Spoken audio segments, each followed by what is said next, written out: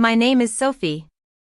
I'm sitting in my car, the engine off, just staring at the house I grew up in. It's a cold November night, and the recycling bins are at the end of the driveway, just like they always are when I visit. My mother had called me earlier and asked me to come for dinner. She said they were making pot roast, and my father had been asking about me. Little did I know that this dinner would be the moment everything changed.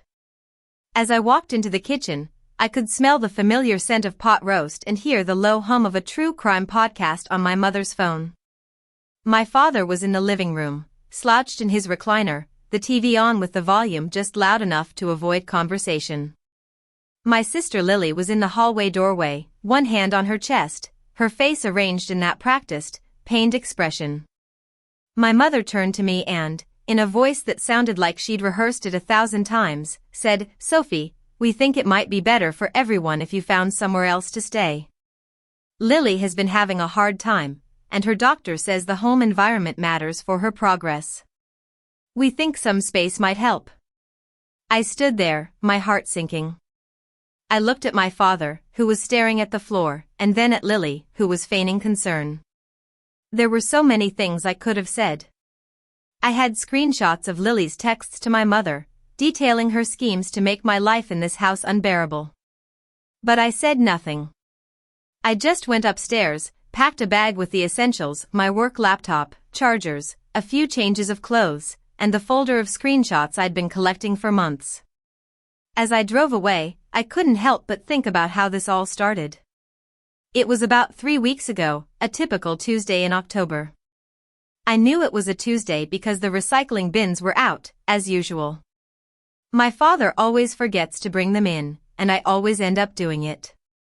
I wheeled them back up the gravel path and walked into the house without knocking. I stopped knocking years ago, no one ever noticed anyway. The kitchen smelled of soy sauce and something burned. My mother was at the stove, stirring a pot that didn't need stirring, her phone playing a true crime podcast on the counter. "You didn't have to bring in the bins," she said without turning around. I was going to get them. But I knew she wasn't. Lily was upstairs, not feeling well, as my mother put it. I opened the fridge and took out the ranch dressing she'd asked me to pick up. I put it on the second shelf behind the pickles. "What is it this time?" I asked. My question came out wrong. I just wanted to know clinically, but my mother's shoulders tensed slightly. Lily had a knack for getting headaches at the most convenient times. Whenever there was something no one wanted to do, her migraines would strike, only to disappear about 20 minutes after someone else had taken care of the task. She was 24 years old, but she had the immune system of a child from a Victorian novel. That night at dinner, she came downstairs looking pale, holding the banister with both hands. My father got up to adjust the dining room light without being asked, and my mother served her first. She sat at the table in a pose that seemed more arranged than natural, head tilted, one hand in her lap. After dinner, I washed the dishes while my mother helped Lily upstairs. My father brought his plate to the sink and said, "Good dinner," in that same tone he uses to comment on the weather, a statement of fact, not a compliment. I picked up my phone from the counter. There was a text notification. I opened it, expecting something about my drive home or if I'd left my keys upstairs. But the message was meant for my mother. "Mom, she was doing it again tonight. Just sitting there making the air heavy. I couldn't even eat. I'm sorry. I know you're tired of hearing this, but I don't know how much longer I can do this." I read it over and over again. Something in my chest tightened. It wasn't just anger, it was a feeling that had been building for years. I took a screenshot and put the phone in my pocket. I didn't reply. I didn't call Lily upstairs to tell her it was a mistake. I just gathered my things and drove home. Over the next few weeks, I collected more screenshots. Lily would send messages meant for my mother to me by accident. Sometimes, it was because she forgot I was in the family group chat, and her phone's autocomplete would mix us up. By the end of those 3 weeks, I had 11 screenshots. I also thought about my childhood. When I was 10 years old, Lily spent 8 months in and out of the hospital with what the doctors first called a chronic digestive condition, then a functional GI disorder, and finally just Lily's stomach. She was 8 at the time, small for her age. She hated the hospital smell and cried during blood draws. During those 8 months, I learned to take care of myself. I made my own lunch, did my homework alone, and set my own alarm.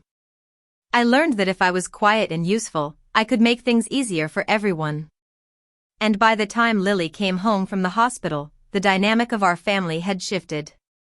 I became the one who didn't cause trouble, who took up as little space as possible. Back at my apartment, I sat at my kitchen table and opened the folder of screenshots.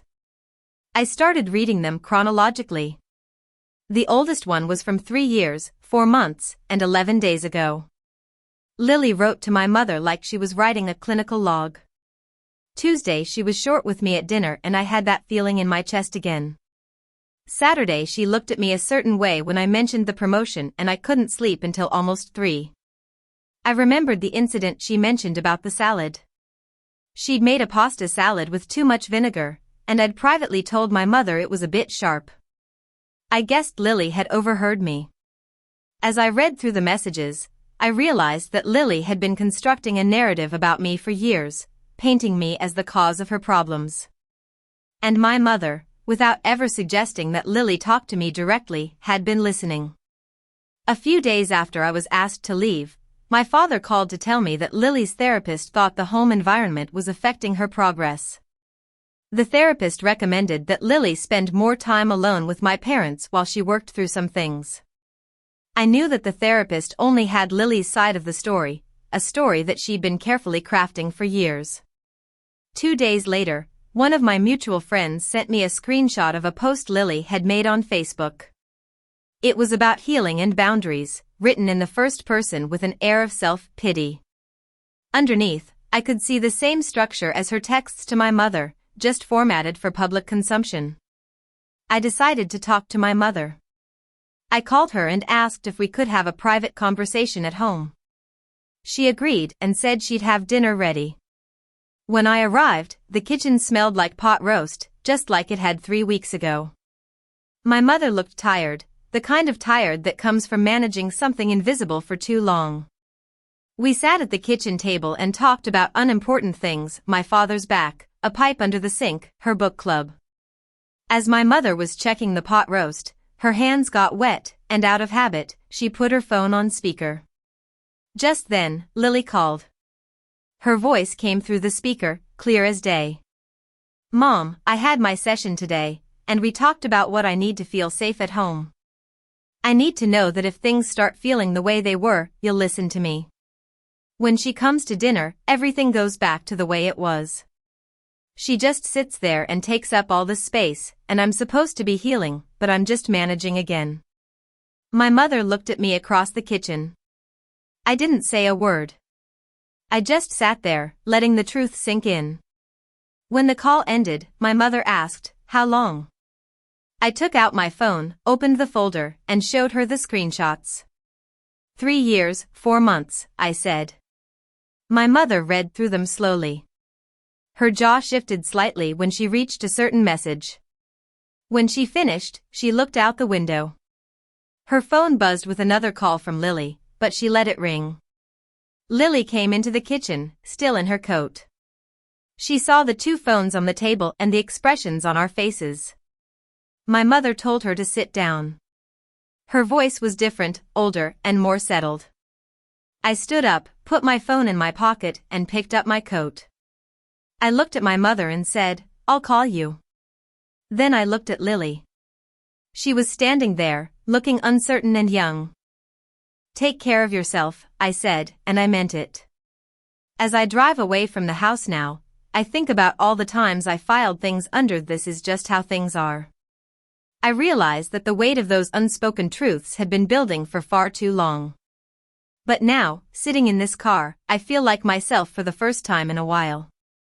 I'm left wondering if there are things in your life that you've been filing away, and when will you finally decide to confront them?